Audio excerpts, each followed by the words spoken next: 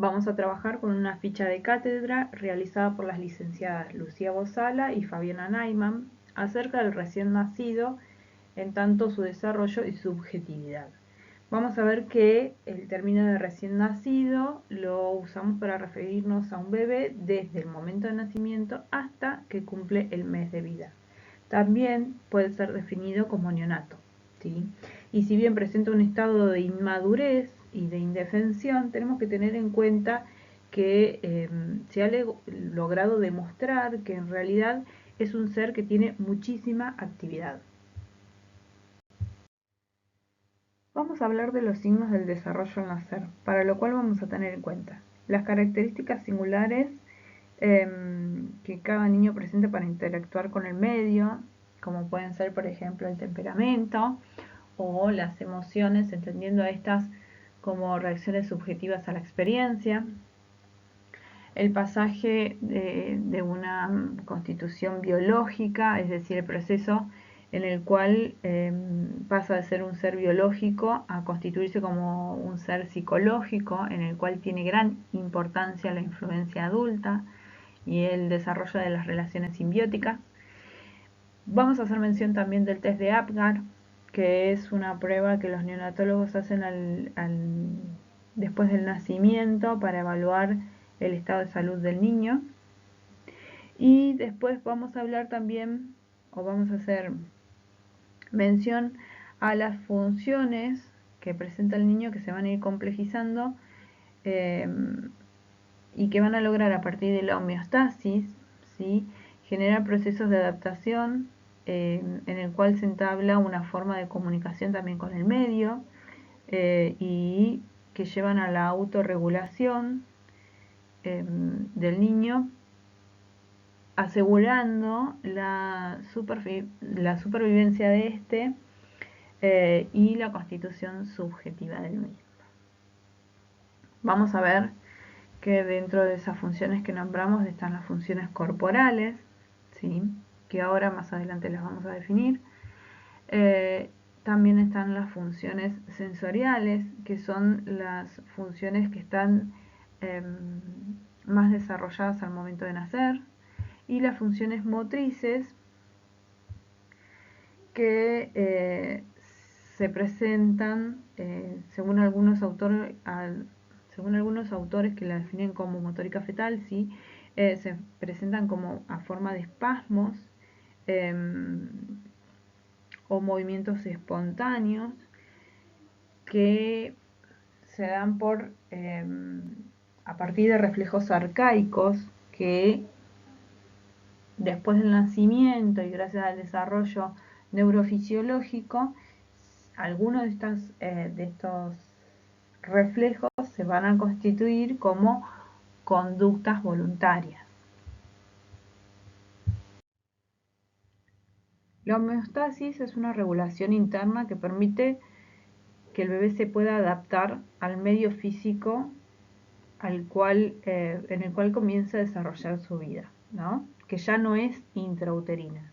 Es decir, que pasa de un medio acuoso a un medio aéreo, que sus funciones sensoriales se modifican porque las sensaciones que comienza a tener son totalmente diferentes, tanto internas como externas, que sus conductas motrices también se van a ir modificando porque comienza a sucederse un desarrollo neurofisiológico diferente o por lo menos a partir de otros estímulos, y donde sus funciones corporales se van a adaptar a ese medio aéreo, donde ya va a haber una coordinación de la respiración, una succión, estados de conciencia que progresivamente se van a hacer más extensos hasta convertirse en procesos en tiempos de atención que en un futuro cercano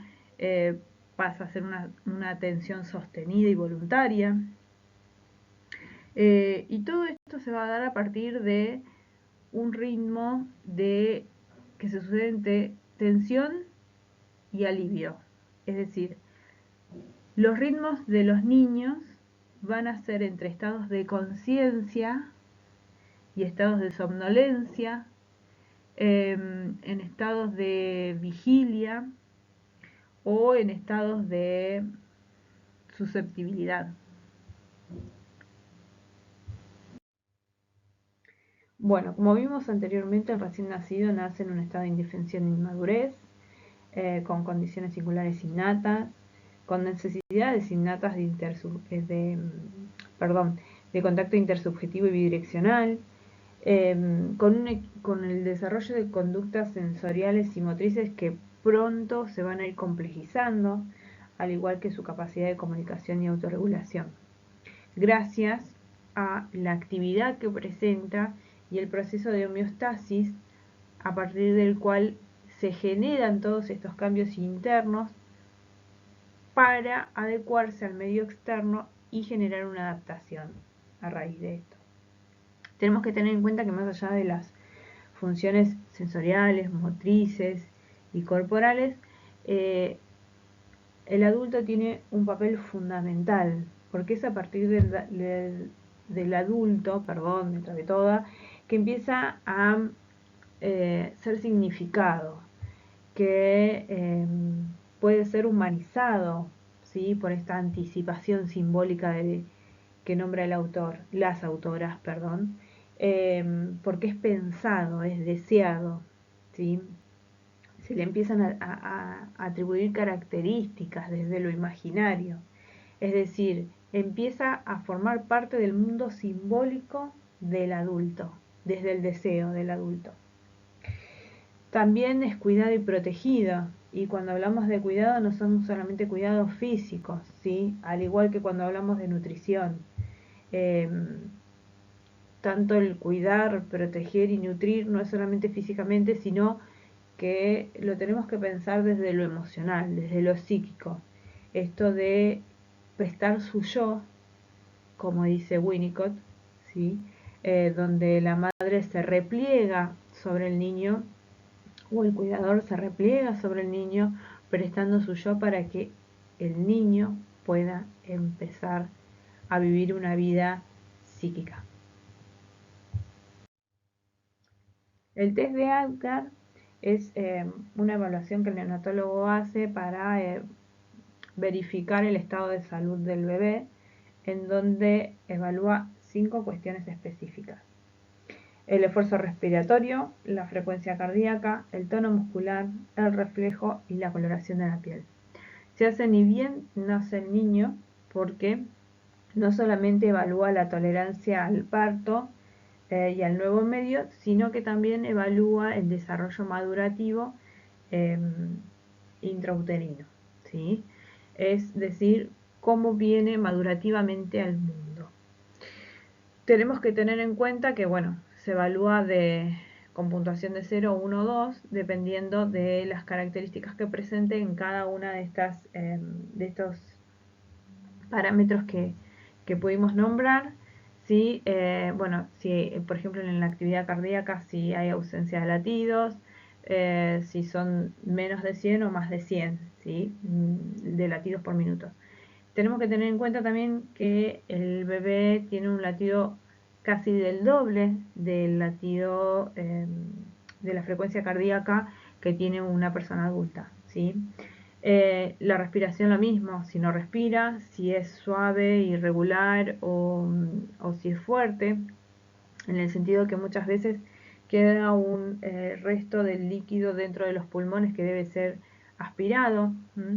El tema de los reflejos, si no responde a los estímulos, si responde levemente o si responde de forma más intensa, porque estos reflejos que hoy vemos como acciones involuntarias ante determinados estímulos son las bases a partir de las cuales, por el desarrollo neuromotor, se van a convertir en conductas. La ausencia de reflejos tenemos que tener en cuenta que es un indicador de un problema neurológico, ¿sí? Al igual que el tono muscular. Con respecto al tono muscular, vamos a ver en el video de psicomotricidad esta cuestión de la hipertonía o paratonía o hipotonía, ¿sí? Que tiene que ver con si los músculos son, no sería flácidos la palabra, si bien aparece en el dibujo, sino que no presentan la tonicidad correspondiente o la contracción característica del músculo, aunque este esté relajado, ¿sí? Y bueno, y el color de la piel, si todo el cuerpo está azulado es por una falta de oxigenación, si las extremidades están azuladas o si el cuerpo está rosado. Lo característico es que el cuerpo esté rosado, muchas veces nace con como un resto de piel, ¿sí? O piel envejecida que se le va desprendiendo y restos de por ahí eh, que tiene del recambio de piel, ¿sí?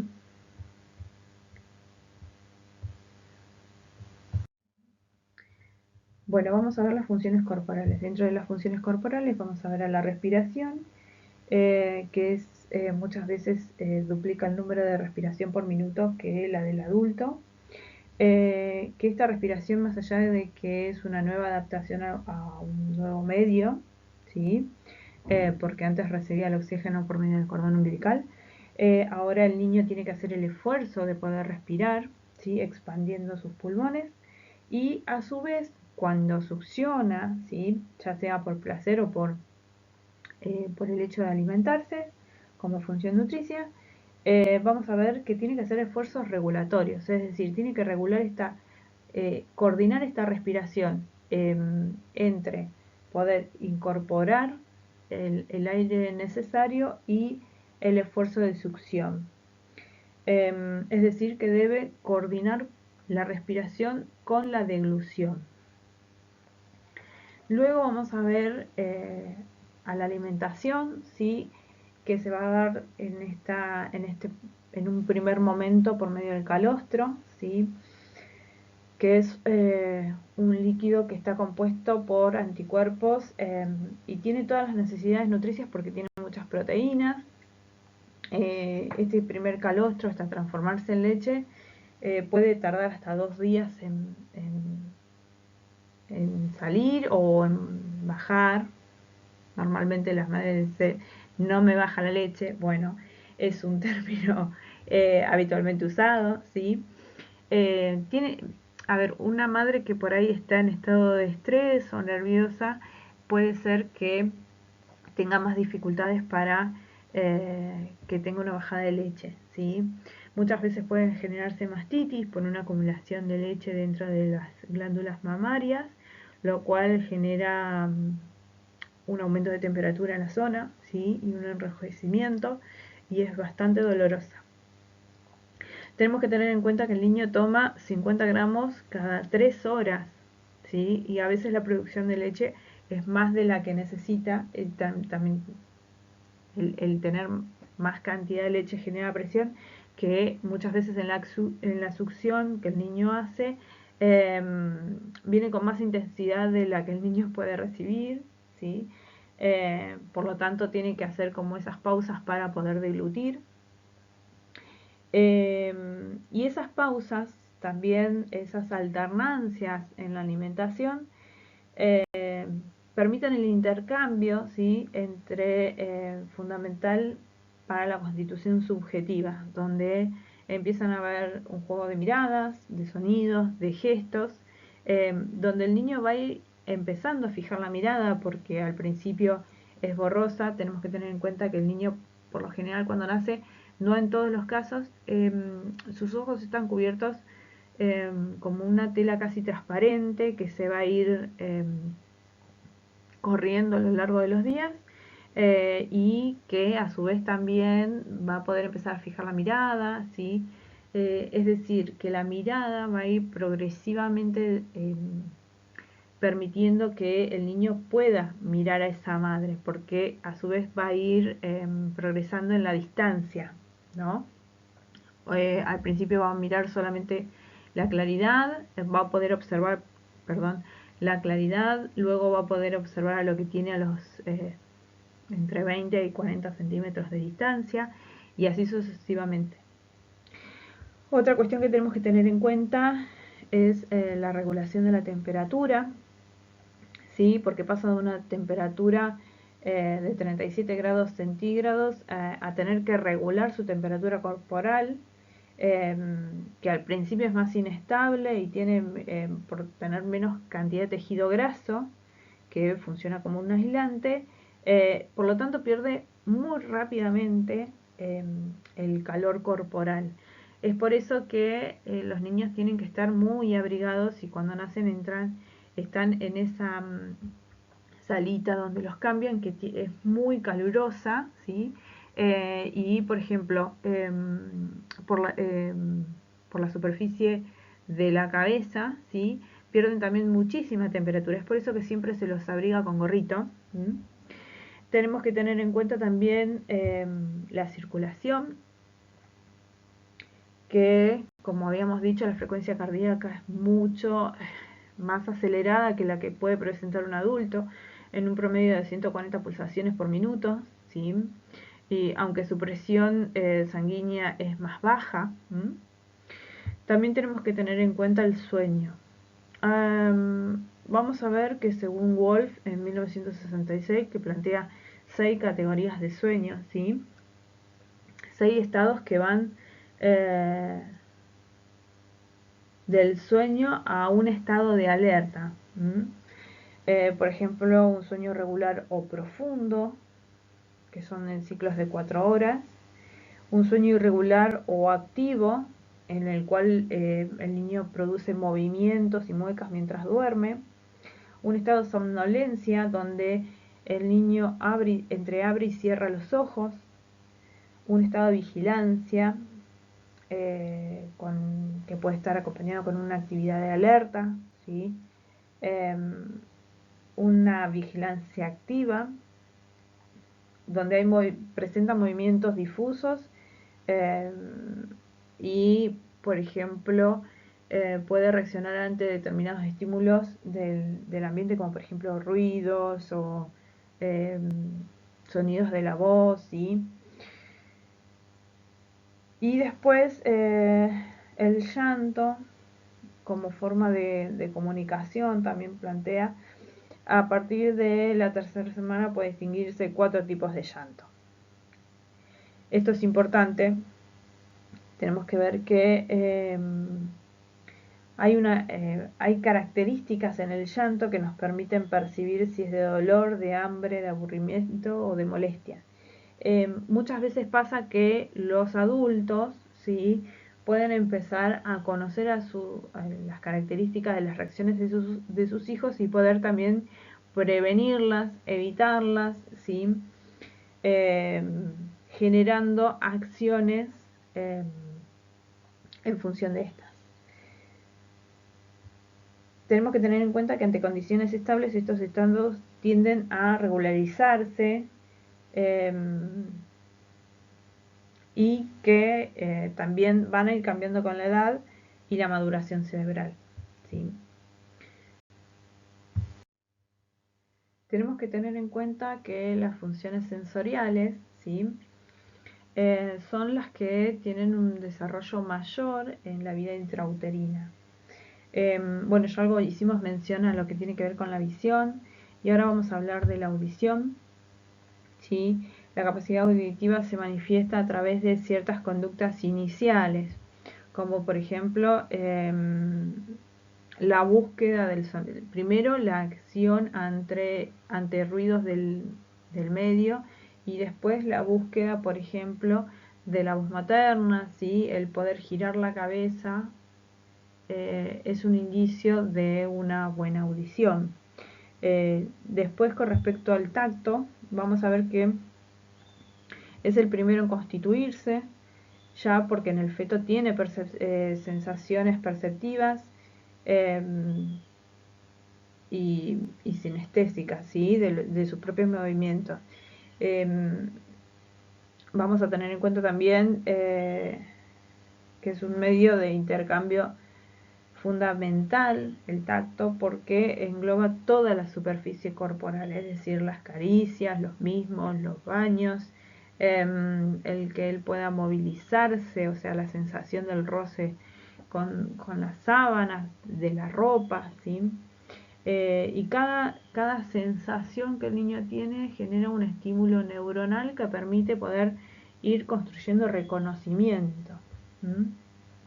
Bueno, el gusto y el olfato están bien desarrollados al nacer y reconocen el cambio en el sabor, por ejemplo, de la leche y lo manifiestan a través de los cambios en la succión. ¿Mm?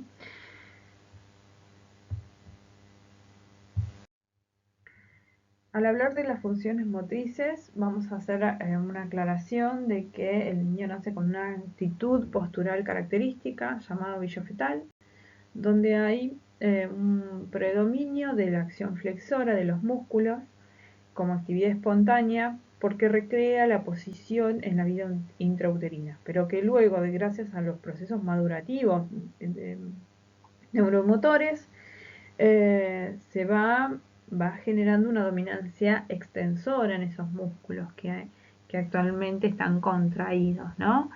Tenemos que tener en cuenta que cuando hablamos de funciones motrices vamos a hablar de motilidad pasiva y motilidad activa.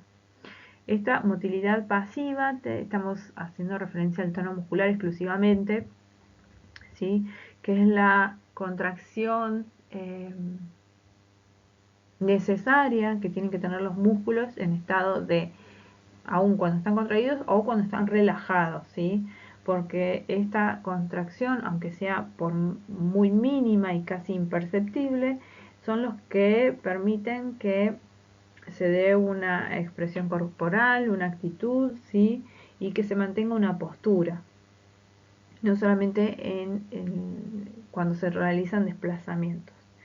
La motilidad activa, ¿sí? Se puede dar de manera espontánea o mediante una actividad refleja.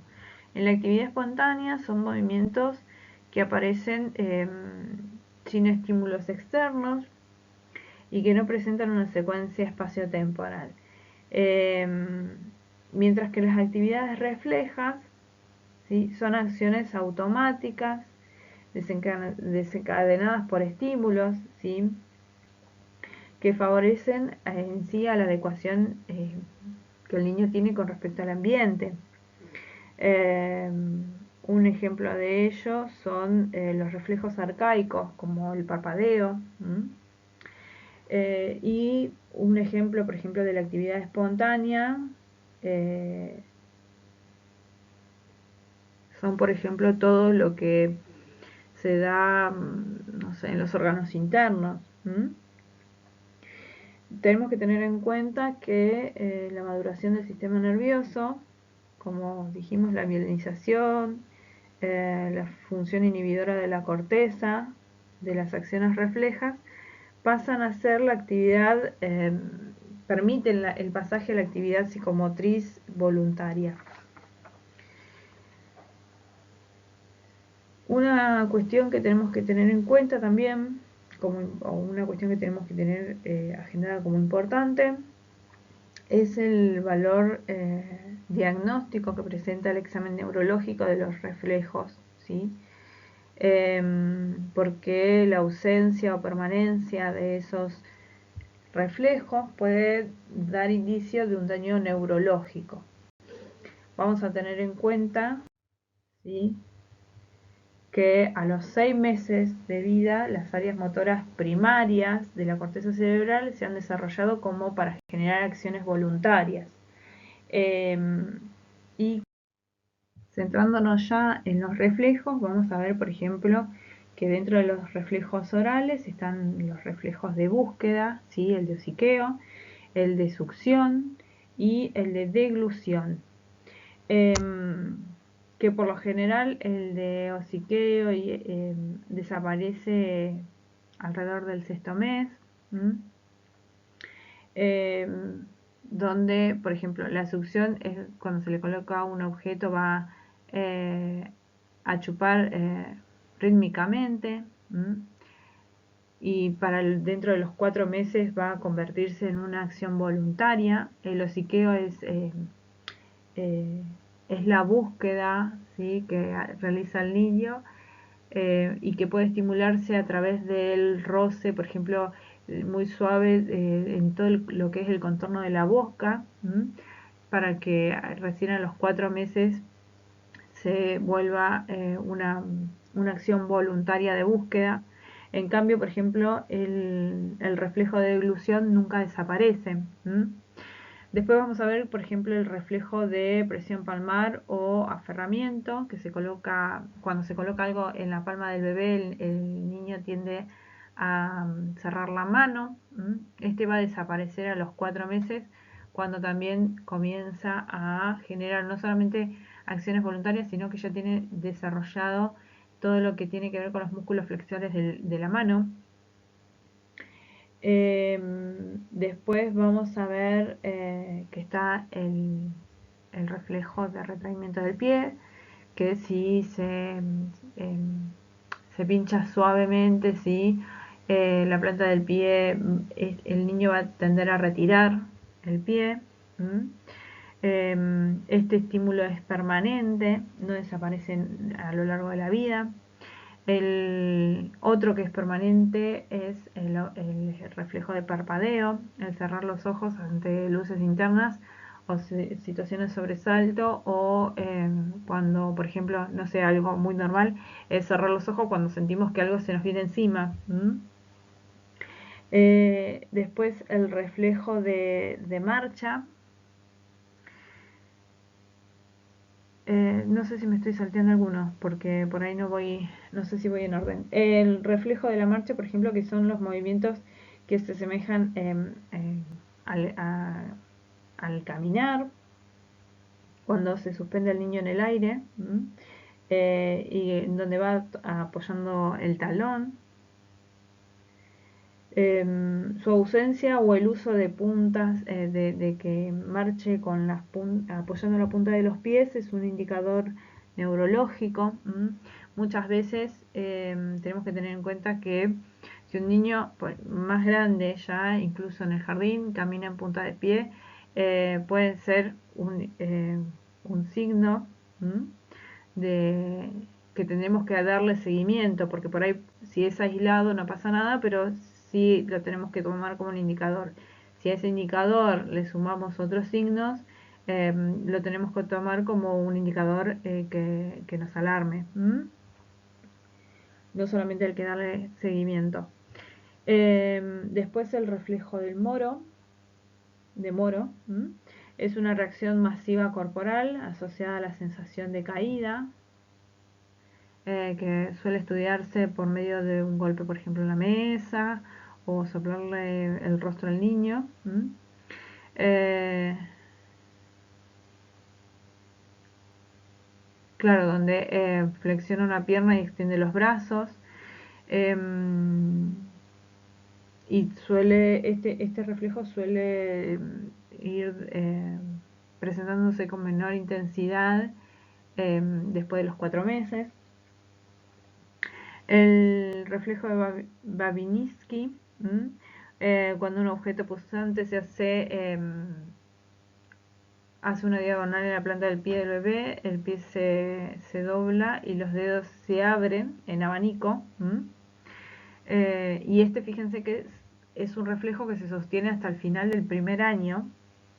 El reflejo natatorio, que cuando se sostiene el niño en el aire o en un medio acuoso, ¿sí? Rítmicamente tiende a imitar el movimiento de, de nado, y sostiene la respiración. Este reflejo va a desaparecer entre los 4 y los 6 meses. Después del tónico del cuello, que cuando el bebé está acostado, se le gira la cabeza hacia un lado y adopta entonces una posición de esgrima. Es decir, extender el brazo del lado que mira y flexiona el otro brazo. Este reflejo también desaparece a los 4 meses.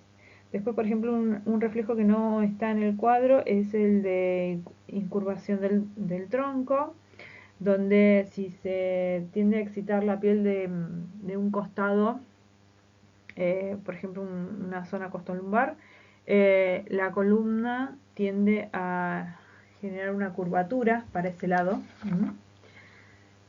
Después hay otro reflejo que tampoco aparece, que es el reflejo de ojos de muñeca japonesa, que cuando el niño se le rota la cabeza, los ojos no siguen esa rotación, sino que quedan fijos en el punto que estaban focalizando, y después de un tiempo las pupilas vuelven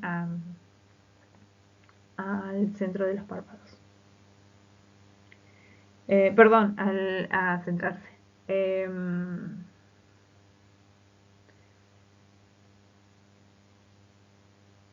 Este reflejo, estoy viendo, claro, no me acordaba, este reflejo disminuye al 10.º día, más o menos, dando lugar a lo que luego va a ser la fijación ocular. Es decir, al principio el niño no puede focalizar sobre cualquier punto que elija, sino que se le va a perder la mirada sobre un punto.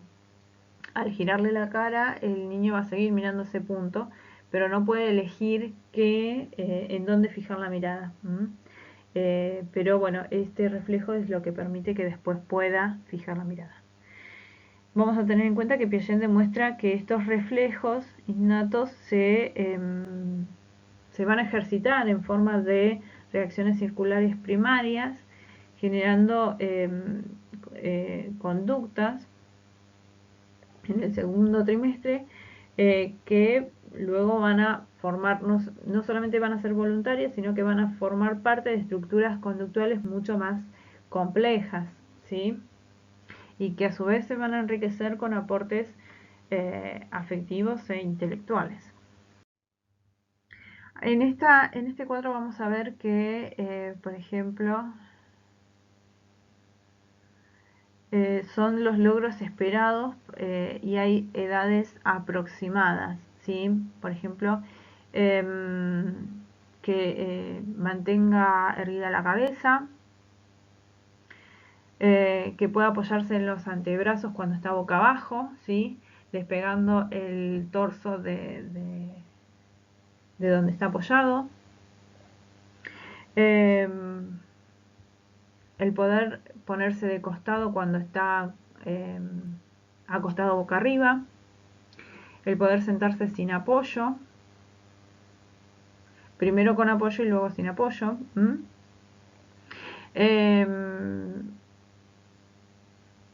El poder agarrar los objetos con toda la mano, porque muchas veces empiezan primero apoyando los objetos en la palma y sosteniéndolos solamente con el dedo, con uno de los dedos, y luego después pueden extender todos los dedos para agarrarlo en forma de, usándolo en forma de pinzas, ¿sí?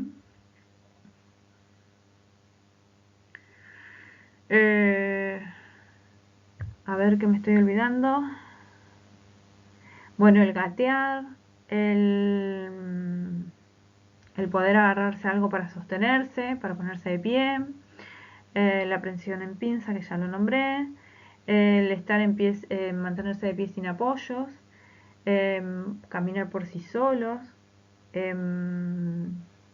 apilar objetos, esto es importante también, el garabatear, esto nos permite también poder ver cómo empiezan a manejarse los grupos musculares más pequeños. El caminar hacia atrás, esto genera también todo lo que es caminar, saltar, moverse, ¿sí? El estar sentado. No solamente estamos evaluando que la postura, sino también el equilibrio que el niño empieza a tener. El subir las escaleras con ayuda, el poder mantenerse sobre un solo pie, el poder dar saltos sin moverse en el sitio, es decir, porque ya puede, ahí ya puede controlar o empezar a coordinar el envión con su peso y hacia dónde quiere saltar, ¿sí? Entonces no solamente se coordina, no solamente tiene incorporada la cuestión del equilibrio y la postura, sino que ya empieza a coordinar parte de su esquema corporal, el poder acercar las manos para agarrar objetos que estén en el centro de su cuerpo o tocarse las dos manos intencionalmente en el centro de su cuerpo, en el eje vertical. Fíjense en que cada una de estos logros tienen etapas esperadas en las cuales tienen que empezar a manejarse o aparecer como logros, ¿sí?, físicos y cognitivos. Y otra cosa que tenemos que tener en cuenta, por ejemplo, que esto se los agregué, no estaba en el texto, son los signos de alerta a los 3 meses. Vamos a ir viendo a medida que vayamos avanzando en las edades, pero bueno, hasta como estamos en el texto de recién nacido, les incluí los signos de alerta hasta los 3 meses. La dificultad para la succión a cualquier edad, ese sí, si se presenta a cualquier edad, porque acuérdense que es un reflejo que no desaparece.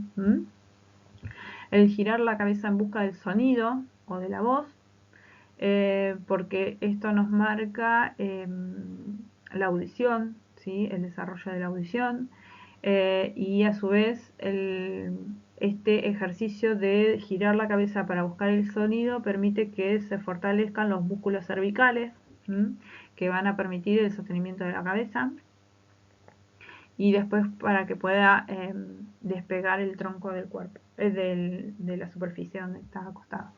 El no responder o lo hace de forma inconsciente a la voz o a los sonidos. Ahí también tenemos que tener en cuenta no solamente la audición, sino que no haya una disociación con el medio.